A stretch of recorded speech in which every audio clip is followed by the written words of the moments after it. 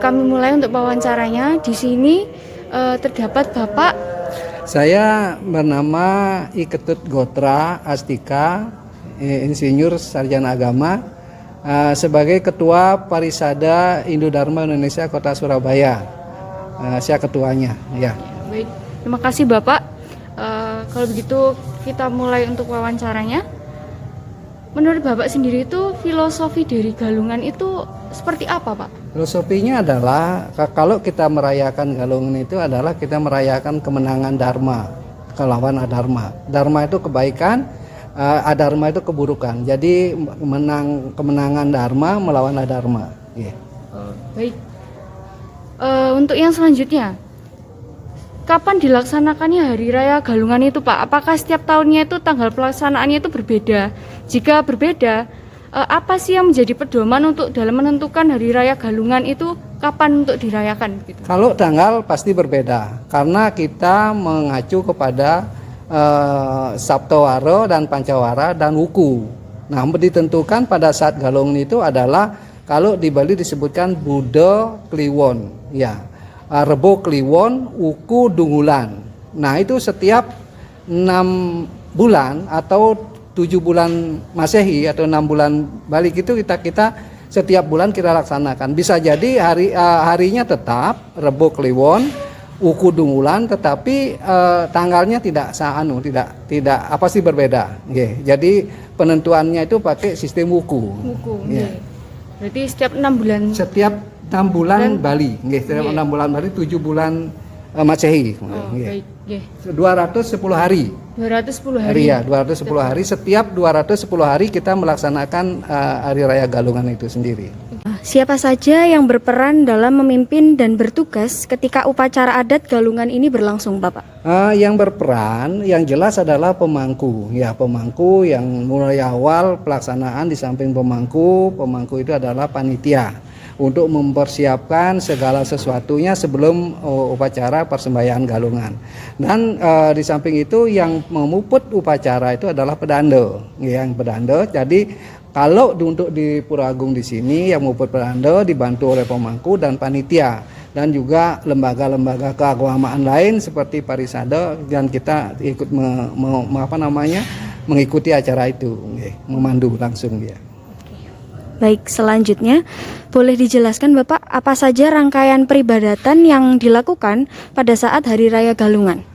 Pada saat Hari Raya Galungan itu sendiri, kita melaksanakan pemujaan terhadap leluhur ya, pemujaan terhadap leluhur. Pada umumnya di Bali kita semua mempunyai sanggar ya, sanggar atau pemerajan, bahwa kita laksanakan pemujaan itu di merajan kita di Bali di masing-masing. Nah, karena kita berada di Surabaya, perajan juga tidak ada, maka kita laksanakan paginya kita laksanakan di rumah, baik kalau ada tempat sembahyang atau paling tidak ada kamar suci, kita melaksanakan upacara dilaksanakan di rumah masing-masing. Tapi malamnya kita melaksanakan upacara persembahyaan bersama di pura yang terdekat. Ya, pura terdekat. Kadang misalnya di sini di Pura Agung, ada yang di Kenjer, ada yang di Tirtempul. Malah justru kemarin malam saya selaku Ketua Parisade mengisi Dharma Wacana di Pura Tirtempul Kalangpirang. Gitu. Jadi tidak fokus semua, tapi kita menyebar semua. Ada 12 pura di Surabaya ini, kita semua melaksanakan perayaan Hari Raya Galungan itu. Pertanyaan selanjutnya ya Pak, apakah menjelang Galungan ini terdapat rangkaian upacara atau kegiatan lainnya sebelum maupun sesudah diadakannya Galungan? Waduh, ini kalau Hari Raya Galungan ini saya awali ya, jadi upacara itu diawali dengan pada saat Tumpek Warigo. Pada saat Tumpek Warigo 25 hari sebelum Galungan. Itu Tumpek Warigo itu mengandung maksud kata menghormati tumbuh-tumbuhan, dan supaya tumbuh-tumbuhan itu berbuah dengan lebat, kita kasih upacara, seterusnya nanti buahnya itu bisa kita pakai pada saat Hari Raya Galungan. Dan seterusnya setelah tumpek itu ada lagi sugihan, namanya sugihan Jawa, sugihan Bali, sugihan, ada lagi penyekeban. Penyekeban itu adalah untuk buah-buahan itu supaya cepat masak, penyekeban, terus penyajian buat jajan, terus penampahan membeleh babi atau ayam gitu. Terus baru Galungan itu sendiri. Dan setelah itu ada manis Galungan lagi, manis Galungan. Setelah itu beberapa lagi penampahan Kuningan, terus langsung Kuningan, dan setelah itu ada lagi Pegat Waan, namanya, itu adalah pelaksanaan. Nah, pelaksanaan antara Galungan itu sendiri adalah 60 hari. 60 hari prosesi sebelum atau dan sesudah Hari Raya Galungan dan Kuningan itu prosesnya 60 hari. Selanjutnya, apa saja hal yang identik dengan Hari Raya Galungan Bapak? Misalnya seperti cara berpakaian, dekorasi, atau peralatan ibadah yang dibawa. Nah, kalau secara identik dengan kita, karena kita bersembahyang bersama di pura, kita berpakaian seperti pakaian tempat sembahyang, membawa biasanya bawa perani, namanya perani, ada buah-buah yang disusun dengan bunga-bunga itu kita persembahkan. Nah, setelah kita persembahkan itu namanya, setelah itu ada prasadam, namanya ya. Prasadam itu kita bagi-bagikan, kita nikmati bersama. Masih ada sisanya kita kita bawa pulang, itu biasanya. Nah, untuk pertanyaan selanjutnya, pantangan apa saja yang harus dihindari ketika menyambut Hari Raya Galungan dan juga ketika berlangsungnya upacara adat tersebut? Kalau pantangan sebetulnya tidak ada, tetapi tidak terlalu berpoya-poya. Jadi kalau di Bali memang ada sering terjadi pelanggaran, mungkin masih anak-anak kita mungkin yang tidak tahu, masih ada yang sebagian kecil main judi, tapi kalau sudah di Surabaya kita tidak pernah melaksanakan itu pantangan. Lain halnya pada hari Nyepi itu masih banyak pantangan yang kita laksanakan. Ya, jadi untuk Pegalungan ini pantangan-pantangan yang sangat ekstrem tidak ada, tetapi tetap pengendalian diri kita yang pada Tuhan Yang Maha Esa. Baik, untuk selanjutnya kami mendengar kemarin itu terdapat bunyi lonceng pada permulaan upacara adat. Apa maksud dan tujuan dibunyikan lonceng tersebut dan siapa yang berhak membunyikan lonceng tersebut ya Pak? Lonceng apa dimaksud ya? Lonceng yang kemarin itu waktu permulaan upacara itu ada yang membunyikan lonceng gitu Pak. Kami di Hindu itu tidak ada lonceng ya. Apa mungkin kukul mungkin maksudnya? Enggak. Iya, Yang apa? yang di belakang waktu peribadatan di candi pura yang belakang kecil itu yang di atas ada yang menghidupkan. Oh, anu ta, gento itu ta. Oh, gento. Genta namanya itu diawali dengan upacara yang dipuput oleh pandita atau pandanda. Memang itu memakai sarana gento, anu bajra namanya, bajra atau gento namanya. Itu adalah upacara beliau melaksanakan. Nah, pada saat upacara itu begini deh, ada mantra, ya, mantra itu diucapkan, pancaswara, ada mantra, ada genta, ada tatabuhan, ada kukul, ada gong, gitu. Jadi pancaswara itu semua dilaksanakan pada saat upacara itu diawali dengan memang seperti anunya bajra itu. Mungkin adik-adik bilang lonceng, saya bingung gitu. Iya. Ya, untuk pertanyaan selanjutnya, kami melihat beraneka ragam bunga yang kemarin dibawa umat pada saat upacara adat. Apa fungsi dan makna di balik bunga tersebut ya Pak? Bunga itu adalah persembahan kita, ya. Persembahan kita mengucapkan terima kasih atau apa namanya dari hati kita yang terdalam. Kita menyampaikan, kita haturkan bunga itu.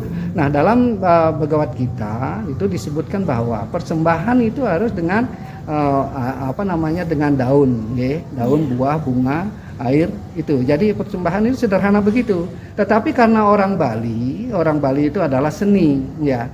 Mereka tidak puas dengan membuat daun-daun dipersembahkan begitu saja. Daun dipersembahkanlah daun janur yang diukir-ukir gitu loh. Terus buah-buah yang ditumpuk-tumpuk, terus bunga disusun dengan rapi dan beraneka warna gitu. Jadi itu persembahan kita karena kita sudah mendapat rezeki dari Tuhan. Tuhan tidak mengharapkan apa-apa, tapi kita sendiri yang mempersembahkan itu kepada Tuhan gitu ya. Pertanyaan selanjutnya ya, apa yang membuat upacara adat Galungan ini berbeda atau istimewa dari upacara adat agama Hindu yang lainnya? Nah, ini kalau yang membuat upacara Galungan yang berbeda karena kita merayakan kemenangan. Kita merayakan kemenangan.